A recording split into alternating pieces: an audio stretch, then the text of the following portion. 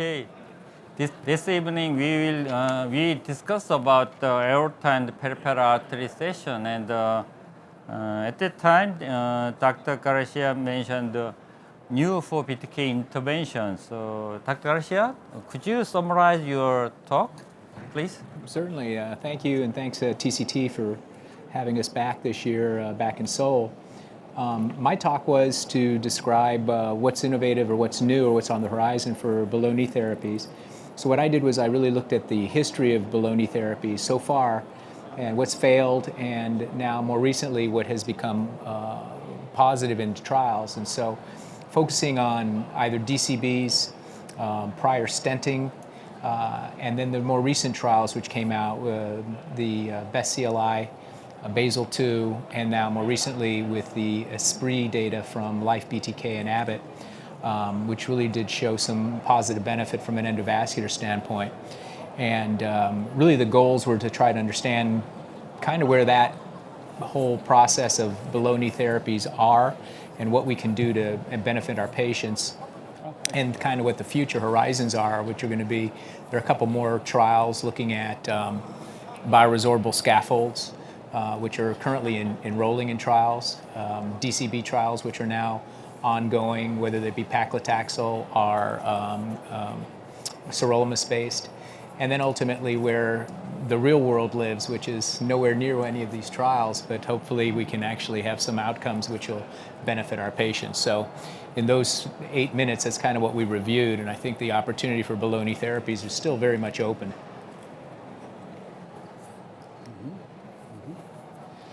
So can you tell us what did work and what did not work, and what are your learning points for your daily practice from your own lecture? Yeah. Sorry again, I missed your lecture as I was late, so that's why I'm asking these stupid questions. Yeah, no worries. I think that what's really been shown is that everything that has been tested so far has been tested, at least from an endovascular standpoint, against POBA.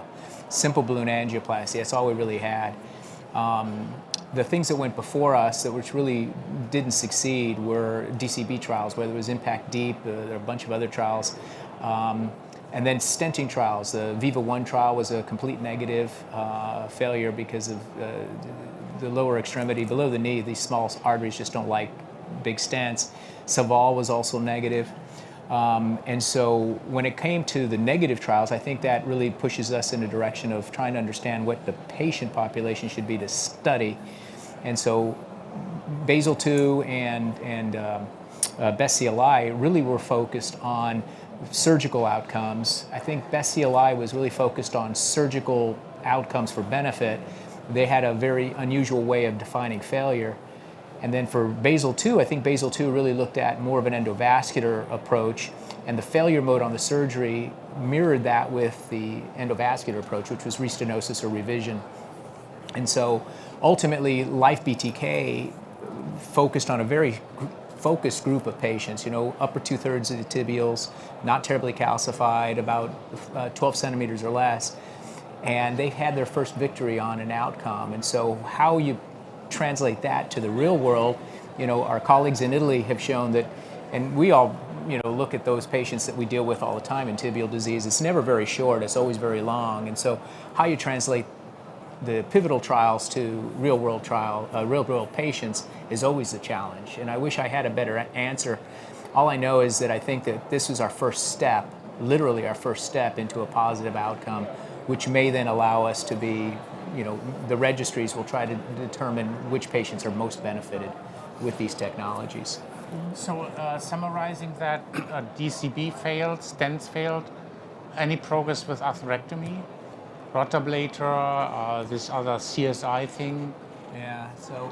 Did you touch base on that one? I did not. I think that if you really look at Liberty from a CSI standpoint, Liberty from the 4, 5, and 6 group did show benefit as to limb salvage.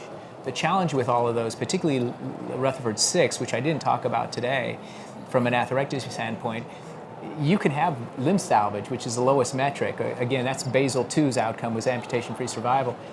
The real challenge is that if you looked at their outcomes for Liberty and atherectomy, making it kind of an umbrella for all atherectomy devices, you had a 50-50 shot of having to re-intervene in the next 6 to 12 months. And so although it did make the artery open, at least for the initial therapy, your need to come back and retreat is very high. But is that also your experience from your daily practice?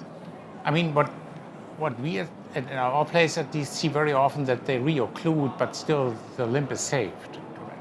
So is that also your experience? Oh, absolutely. Yeah, no, absolutely. I think that one of the challenges with all these trials is that even when you fix a leg, you may fix an artery and still fail, but you salvage the limb. And that's where amputation-free survival is so useful, because it does say that we do what we do well. The challenge is when it comes to durability, this is where Life BTK, it had those two endpoints, right? It's primary, and then it had a secondary powered outcome, which showed benefit. The secondary powered outcome is where other trials had been. And the primary outcome, which was powered not only for primary patency, but for limb salvage, both of those were positive in that trial. And so that was our first real trial that showed difference by way of durability, not just amputation-free survival. Lawrence, I have one question. That I think compared with the femoral-popliteal space, BTK space, very difficult to improve long-term outcome. But I think drug coating balloon, drug eluting stent does work, femoral-popliteal era space. Correct. But below the knee, very difficult, clear difference. Well, I think, Professor Sievert's saying exactly what you're asking, and that is the challenge is that arteries below the knee, even though they have a lot of calcium above the knee and below the knee, they're acting so differently. And the arteries are so much smaller. Their vasomotor function is completely different to the SFA. And so I think that all of those things put together make it an inhospitable place to work. We remember back in the day, 10, 15 years ago, we thought the SFA was really the inhospitable location, but now it's the below knee stuff. And so I think both of those are challenging environments. But when you go below the knee, the smaller artery, the higher calcific nature, the MLDs, which are so much different down there, I think that any restenosis goes a long way into failing an outcome. But ultimately in that location, in all the trials, but what Professor Sievert just said, even if you fail by way of durability, you still salvage a limb. That's a victory. And that's where I think pivotal trials and all these scientific pursuits may not be exactly the same. We want amputation-free survival, but we also now want durability into what we do. I see. What is your view about interventions below the ankle? Is that something you touched base on your time? No? I didn't. I was really focused just on above knee. Above ankle. Yeah, no, yeah. So I think that, the trials have all been above the ankle. I think where we live and breathe, however, it really does go into the pedal circulation for a lot of these patients with Rutherford's 4, 5, and 6. And without treating into the foot, I think that that's really a challenge, because when you translate the pivotal trial to what you see in the real world, they're just completely different patients. Yeah, this trial is difficult to be compared because the population are so different, Mm-hmm. If you look at the small vessel disease below the ankle, I mean, you can do just ballooning if there is something, because if the patient is a no option or he has a severe small vessel disease, you don't have the target to treat. And the only opportunity to treat these patients in the future and now is try the deep venous arterialization. That's one of the possibilities, but in our experience, is just for a very well-defined group of patients. I mean, patients that need to be highly good life expectancy, highly motivated. They need to be able to return to work.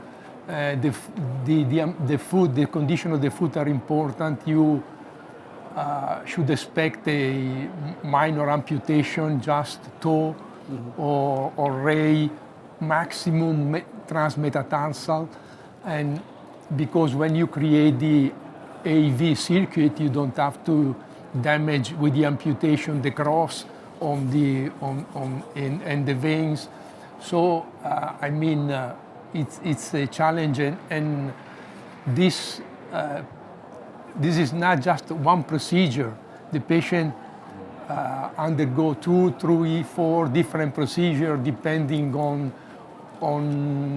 the type of of situation that you find. Then healing process doesn't take weeks, takes months. So I mean, it's a very demanding for the patient, and is demanding for the institution or for the people that is working on the.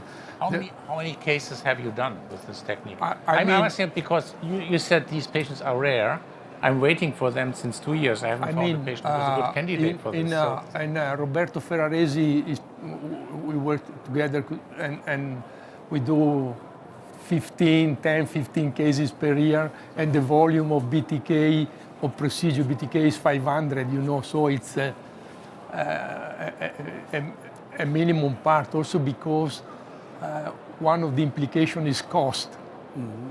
I mean, if you do an endovascular procedure with the lymph flow, for us is prohibitive. In Italy, the reimbursement is about 4,000 euros per procedure. Oh. So it makes a lympho procedure prohibitive. And also if you do an artisanal approach, when you take in account the Viaband, all the devices, the outback, and the balloons, and the stents, and the coils for closing the collaterals, we average the cost in our institution for this kind of procedure, with an artisan approach, is about 12,000, 13,000 per procedure. I mean, it's something that you cannot afford, and this, in my view, is the major limitation to the widespread application of this technique. I think that's, in my talk, that's one of the things I said as well, is that, DVA is a lovely idea for the no-option patient. To your point, Horst, we just don't see a lot of no-option patients, right? But when you do pull the trigger, that's it. That's the final step for these patients. And even though this paper came out in the New England Journal, it's the only paper I've seen in the last 20 years that was a registry to get into the New England Journal. And if you read that paper, 4 out of 10 people, it's unsuccessful. So 6 out of 10 is successful, but of that 6 out of 10, they're doing repeat interventions about half the time. So 50% of them still have to have, to your point, 2 or 3 other procedures. I mean, if you, the point is that it's not just one intervention. You do the initial procedure. I mean, if you do an hybrid procedure, then 2-3 weeks later you have to go back and to see if you have closed all the collaterals. So another, coil everywhere. And then if you have done a percutaneous procedure, we have to look at the level of the stent, at the level of the crossing point, if there is restenosis or not, is difficult to be judged during the follow-up. So it's not a very simple procedure. And importantly, I don't think it's never going to be for a low-volume operator. It's really going to only be, in my opinion, it's going to be in centers of excellence. Because I really think that people who have the ability and the opportunity for higher case volume is the only place that it should be actually done. What is your case volume with this? I have not done it. I've referred my patients. I haven't found a patient like you that I can't at least offer something. But the 2 patients I was thinking about doing it before I left my original institution up in Boston for New York, I was going to send them to my colleagues either in New York or down in DC. And so, but I think that really does suggest that it has to be a higher volume operation, and one that can actually do all the bells and whistles that you're just describing, because you have to break up the valves. You've also got to then surveil the veins. The reintervention rate was, a lot was in the venous outflow. And so that venous outflow either has thrombosis, more likely, or stenosis with the lack of collateralization, obliteration. So there's a lot of nuance to DVA. And this patient need to be followed, because the follow-up is another, it's very intense. Very demanding point. You have to do transcutaneous oxygen pressure, duplex ultrasound. You have to see the patient every week. And so that means the overall healing period takes a long time, right? Takes months, 6 months, 8 months. So what is beside the anatomical conditions, what is the clinical status of the ideal candidate? Is that a 60-year-old patient with diabetic foot? Is it an 80-year-old? If you look at the 2 or 3 small meta-analyses that were published, 700 patients, 800, the mean age is 70, 60, more or less. But these patients are usually patients with many comorbidities. So, I mean, if you don't select very well the patient, you pay back, and that's. Professor Danzi, I have one question to you. Today's presentation, MAC plus the small vessel, the high risk of the CLTI patient outcome. I very well understand that. How to prevent MAC small vessel? You can do that? No? You're speaking about MAC score? Yes, yes. I mean, MAC score, I think it's very easy to be done. I mean, you look at the amount of calcium in 5 predefined points, that is dorsalis pedis, lateral plantar artery, the first metatarsal arteries, the other metatarsal, and the digit arteries. And depending on the length of the calcium that you see on a plain radiograph or on the angiography, you decide. I mean, if you have a severe score, the male event is 70% in the next 1 year or something like this. So this is a very, the prognosis of this patient is extremely severe. And we judge a lot using this score. I mean, and obviously, as you said before, the condition of the foot.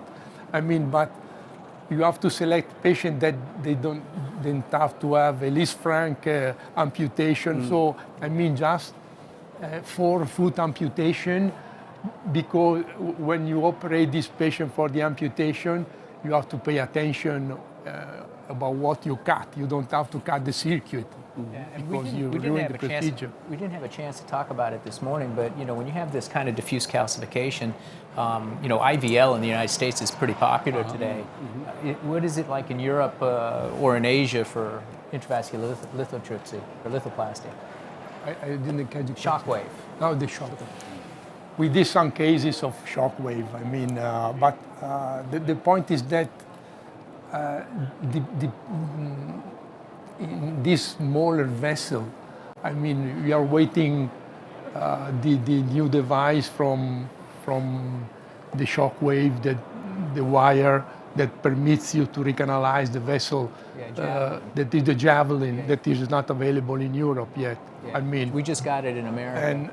But the shockwave, we use shockwave for femoral, big arteries, not below the knee. So when you use shockwave for the big arteries, what is your indication? Is it the kind of a calcium score, or are you using it selectively in those patients where you failed with a regular? Yeah, when we fail. When you fail, yeah, okay. And what is then, if you select the patient that way, what is then the success rate? I mean, it's hard to define the success rate at all, but overall, is it?